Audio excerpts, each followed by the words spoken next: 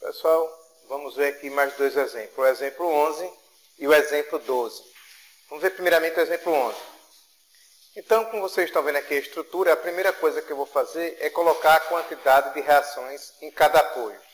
Veja só, quando você vê esse tipo de apoio aqui, ó, que tem um triângulo, ó, e que tem um espaço entre esse outro símbolozinho aqui, ó, então aqui é do primeiro gênero.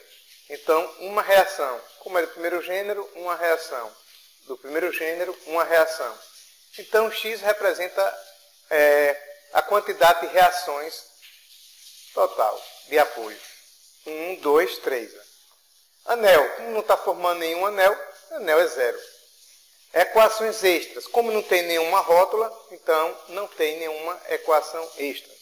Aplicando aqui a equação do grau, a gente tem o número de reações de apoio total, 3, mais a quantidade de anéis, 0, e a quantidade de equações extras, 0. Fazendo a nossa conta aqui, ó, 3 vezes 0, 0. 3 menos 3, 0. Então, grau foi 0. Então, estamos diante aqui de uma estrutura isostática. Vamos conferir sua estabilidade. Agora, preste bastante atenção quando vai conferir a estabilidade. Ó, como na nossa estrutura não tem 3 rótulas alinhadas, pronto, passou por esse teste. Agora, veja o outro teste. Ó, tem que obedecer essas duas condições. Primeiro gênero, todas são do primeiro gênero. Vamos ver a outra condição, que essas reações sejam paralelas. Então, o que acontece aqui, ó, como ele está aqui, ó, você vai botar uma força paralela aqui, outra força paralela aqui e outra paralela aqui. Então, todas as três são reações paralelas. Então, quando satisfaz essa condição aqui, ó, sendo apoio de primeiro gênero e as reações são paralelas, estamos diante de uma estrutura instável. Então, essa estrutura deixa de ser isostática e ela é caracterizada como uma estrutura hipostática. Só relembrando, pessoal, se eu pegasse aqui esse apoio e colocasse ele assim, para cá, né? Então, significa o seguinte, que aqui agora essa reação estaria perpendicular a essa daqui. Então, não se viria nesse caso, então ela continuaria sendo isostática. Vamos ver aqui o exemplo 12. Como eu disse, a primeira coisa que a gente faz é saber quantas reações de apoio tem estrutura.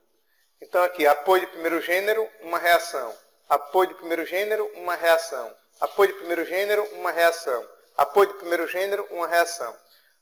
Quantas reações de apoio tem um total, essa estrutura? 1, 2, 3, 4. Quantos anéis? Não tem nenhum anel. 0. Equações extras. Não tem nenhuma rótula. 0. Vamos calcular o grau. Então, a quantidade de reações de apoio foi 4. Anel não tem nenhum, 0. Equações extras, como você viu aqui também, 0. Então, 4 menos 3, 1. Então, aqui é uma estrutura hiperestática. Vamos ver sua estabilidade. Parecido com o anterior. Vamos ver se todo mundo é do primeiro gênero. Todo mundo é do primeiro gênero.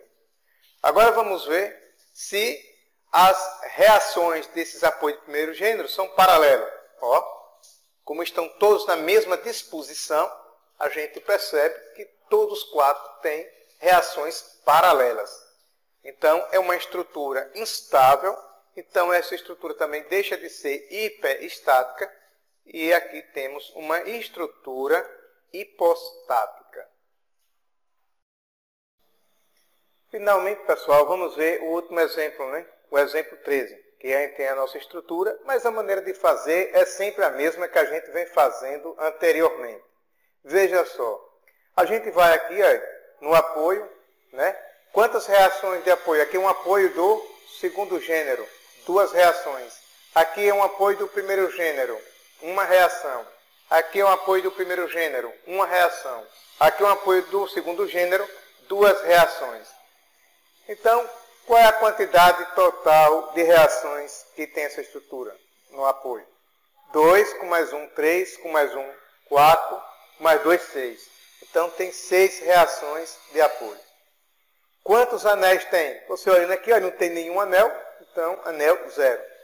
Quantas equações extras tem? Para você calcular a quantidade de equações extras, não esqueça, é a quantidade de barras que chegam à rótula, ou seja, conectado à rótula, menos 1.